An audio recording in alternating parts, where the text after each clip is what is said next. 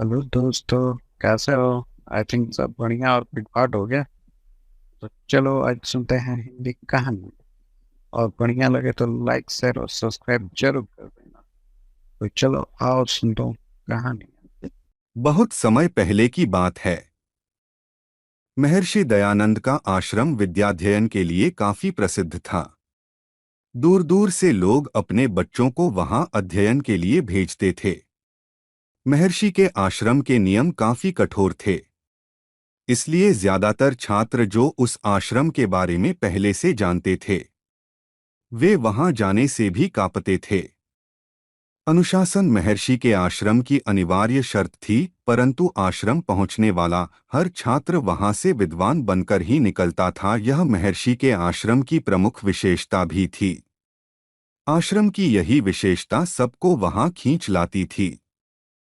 आश्रम में प्रत्येक वर्ष हजारों छात्र शिक्षा ग्रहण करने आते। इसी आश्रम में तीन बच्चे पवन, पुनीत और पंकज भी शिक्षा ग्रहण करने आए। महर्षि ने उन नए बच्चों को आश्रम में स्थान दिए जाने के बारे में हाँ या ना किए बगैर करीब 1 महीने तक उन्हें वहां रखा। इस बीच उन्हें आश्रम के कठिन कार्यों की जिम्मेदारी सौंपी गई। शायद महर्षि उनकी क्षमता और धैर्य को परखना चाहते थे। आखिरकार इस परीक्षा में तीनों को सफलता प्राप्त हुई। आश्रम के सभी बच्चों में इन तीनों पर महर्षि की विशेष नजर थी। महर्षि ने उन बच्चों में शायद कुछ विशेष गुण देखे थे। आगे चलकर वाकई वे बच्चे आश्रम में अन्य सभी बच्चों से ज्यादा श्रेष्ठ निकले। देखते ही देखते उनकी शिक्षा काल पूरा हो गया। अब समय था आश्रम से घर लौटने का। आज कई वर्षों बाद वे अपने परिवार से दोबारा मिल रहे थे। अगले दिन आश्रम से शिक्षा प्राप्त कर चुके सभी बच्चों को वहां से जाने की आज्ञा मिल गई, परंतु उन तीनों को आश्रम में ही रोक लिया।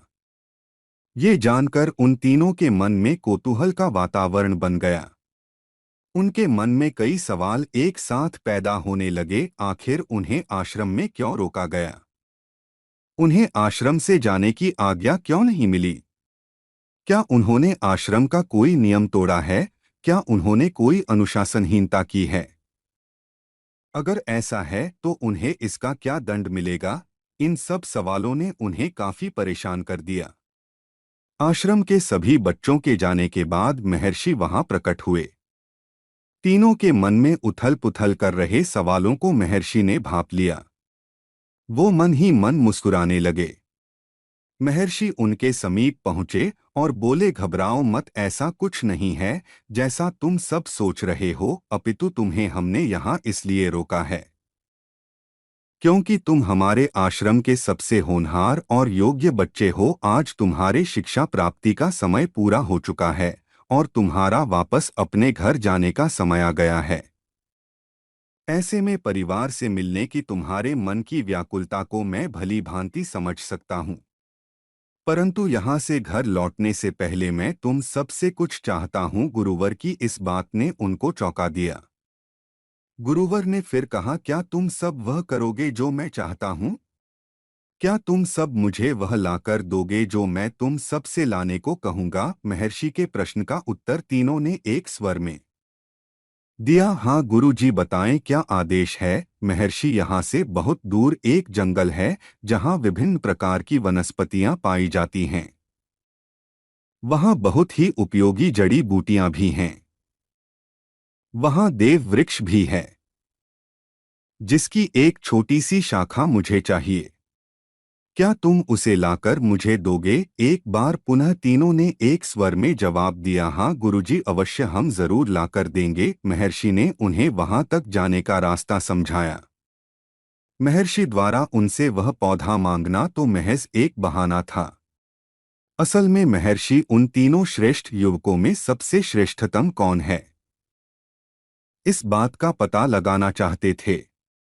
उनके विद्याध्ययन के दिनों में इस बात को कई बार उन्होंने परखना चाहे, परंतु अपने ही सिखाई उन तीनों बच्चों के बीच श्रेष्ठतम को जानने में वह असफल रहे।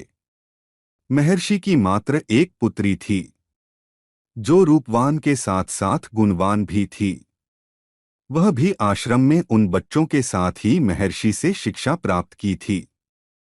महर्षि चाहते थे कि उनकी पुत्री के लिए उसके समान ही कोई गुणवान वर मिले, जो उसकी तरह सभी विद्याओं में दक्ष हो। इसके लिए उन्हें वो तीनों ही ठीक लगे।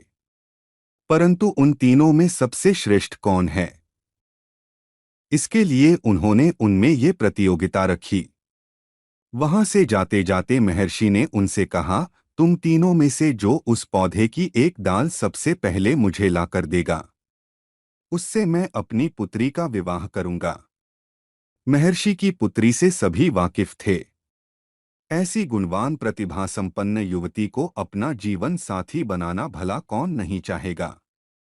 तीनों ने पौधे को सबसे पहले लाने की ठान ली। चूंकि वहां जाने का रास्ता कुछ घंटों, कुछ दिनों या कुछ हफ्तों का न होकर काफी लंबा था, वहां सिर्फ जाने में ही कई महीनों का समय लग सकता था।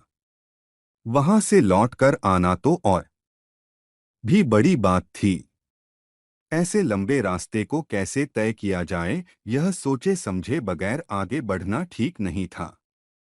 इसलिए वह सभी वहां सबसे पहले पहुंचने के विभिन्न मार्गों एवं संसाधनों पर मन ही मन विचार करने लगे। अगले दिन एकदम सुबह पुनीत वहां से निकल पड़ा। आश्रम के निकट ही जंगल में उसने कुछ लकड़ियां इकट्ठे की और उससे एक नाव तैयार की। यद्यपि नाव को बनाने में उसने निरंतर काफी मेहनत करनी पड़ी, उसने काफी पसीना बहाया, परंतु इस योजना की विशेषता ये थी कि एक तो नदी के बीचों बीच से एक नाव गुजरती थी जो उस जंगल के बिल्कुल समीप से गुजरती थी जहां वह वृक्ष स्थिति था। दूसरे, ये सबसे कम खर्च में हो गया। मुफ्त की लकड़ियां और थोड़ा कठिन परिश्रम फलतः नाव तैयार हो गई। समय न गंवाते हुए वह फौरन नाव को लेकर नदी की ओर चल पड़ा। नदी के तट पर पहुंचकर उसने नाव को नदी में उतारा और उस पर सवार होकर मंजिल की ओर बढ़ा। परंतु यहाँ आश्रम में पवन और पंकज अभी यही सोच विचार में लगे थे कि वह इसके लिए कौन सा मार्ग चुने। शायद वे ऐसी चैलेंजिंग कंपटीशन में किसी प्रकार की जल्दीबाजी नहीं करना चाहते थे। दूर दूर से महर्षि उन पर नजरें गड़ाए हुए थे। अगले दिन पवन पास के एक गांव में गया। उस गांव में काफी घोड़े थे। पवन को पता था कि इतना लंबा रास्ता पैदल तय नहीं किया जा सकता और ऐसा दूसरा कोई ऐसा साधन भी नहीं है जो उसे घोड़े से जल्दी पहुंचा सके। हालांकि ये सौदा थोड़ा महंगा था, क्योंकि इसके लिए उस घोड़े के मालिक को घोड़े का उचित मूल्य चुकाना पड़ता। परंतु पवन ने काफी सोच समझकर ये फैसला लिया था। उसने घोड़े के मालिक से उसे ऐसा घोड़ा देने को कहा जो सबसे तेज दौड़ता हो। घोड़े के मालिक ने उसे वैसा ही घोड़ा दिया जैसा वह चाहता था। पवन ने उस घोड़े को खरीदा और उस पर सवार होकर काफी तेजी से मंजिल की ओर बढ़ चला। अब अंत में केवल पंकज रह गया। कई हफ्ते गुजर गए परंतु पंकज नहीं गया। महर्षि ने सोचा कहीं इसने लड़ाई से पहले ही हार नहीं मान ली। परंतु फिर महर्षि सोचने लगे, क्या मेरे सिखाए बच्चे ऐसे भी हो सकते हैं। परंतु वह एक बात हमेशा गौर करते कि पंकज का वहां सिर्फ तन ठहरा था, मन तो प्रकाश से भी अधिक तीव्र गति से गतिमान था। कुछ दिनों बाद पंकज भी वहां से निकल पड़ा। महर्षि भी उसके पीछे पीछे चल पड़े। पंकज ने न नाव बनाई और न ही घोड़ा खरीदा। वह पैदल ही पास के जंगल के रास्ते निकल पड़ा। जंगल का रास्ता विभिन्न जानवरों से भरा होने के नाते खतरनाक था, परंतु पंकज को तो सिर्फ अपना लक्ष्य दिखाई दे रहा था। वह जंगल को पार करके सामने एक विशाल पर्वत पर चढ़ने लगा। महर्षि वहीं ठहर गए। उन्होंने उसे रोकना चाहा क्योंकि ये काफी जोखिम भरा था, परंतु पंकज काफी आगे निकल पड़ा था। महर्षि की आवाज उस तक नहीं पहुंच सकी। पंकज कठिन पर्वत की चढ़ाई चढ़ता चला गया। महर्षि आश्रम वापस जरूर चले आए, परंतु उन्हें अब उस पौधे से ज्यादा अपने तीनों शिष्यों की चिंता सताने लगी। वह अपने आदेश पर थोड़ा पछताने लगे, परंतु सिवाय इंतजार के उनके हाथ में अब कुछ भी नहीं था। लगभग 4 हफ्तों बाद आश्रम में पंकज ने प्रवेश किया। उसके हाथों में गुरुजी की इच्छा अर्थात वह पौधा था। महर्षि ने सबसे आखिरी में जाने के बावजूद सफलता के साथ लौटे पंकज को बस देखते ही रह गए। अगर आपको कहानी अच्छी लगी तो हमें मदद करे, सब्सक्राइब जरूर से कर ले। अगर आप अपनी माँ से सच्चा प्यार करते हैं वो